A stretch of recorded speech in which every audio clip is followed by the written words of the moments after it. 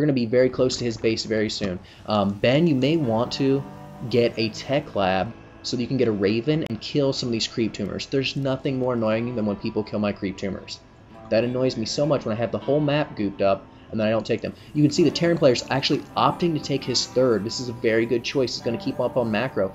The Terran player is actually going to have more income, yes. Not gas-wise, but he has more income simply because those mules. And he's opting to take his fourth. You can see the Terran player is floating a lot of minerals right now. What you could do is you could throw down another barracks with, well, you're not building out of these, so that would help you. Build another barracks with a reactor and just pump a lot of marines out, because you're going to need marines against a mutalist build.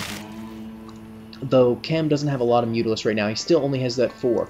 Keep spawning. You should be continuing to spawn larvae. This queen has a lot of energy build up on him. This one as well. Remember to make, you do have a queen at your third, okay.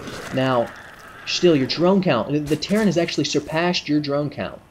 You need to make more drones instead of these Zergling. That's one of the main problems with Zergling. It's because Zergling are so weak. They are a very larva-intensive build. What you need to do if you're going to go Ling Muta is you need to have a hatchery in your base. You need 3 hatcheries on 2 base, and maybe even 5 on 3 bases, simply because you need the extra larva.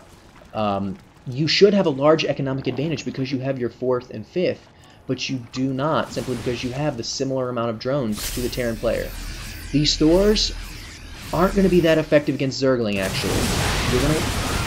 This army is going to get crushed by these Zergling. It's just too many Zergling for that to take. If we look at the army tab, the Zerg player is now very, very ahead in army. You just crushed a huge portion of his army. 2 Thors and 2 tanks, and, well, you didn't kill the medivacs. You should be pushing forward. You should also be denying this third. You have plenty of Zerglings. Zerglings are extremely quick. You can send them up this side, scout these 2 bases, and then deny the third. Remember, when I played you earlier today, I kept denying your third while I macroed across the side.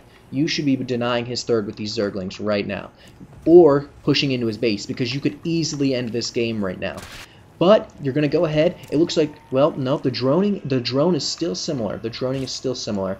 You are going to go ahead and throw on a 3rd evolution chamber. I have to wonder why you have a 3rd evolution chamber. It looks like the Terran player did call out GG, as he did choose to attack with all those Zerglings. This is a well-played game on both players' parts. The Terran player maybe should have opted to get more Marines and infantry to go along with their build as well, so that they could attack these other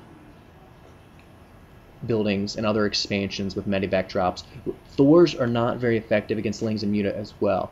The Zerg player did a very good job in macroing. He needs to focus on his drones a little bit more, and then just continue to macro and take the advantage away from the Terran just by having so much army. Good games, guys. This is Off of These Nuts casting. I hope to bring you part 2 and 3 of this series very shortly.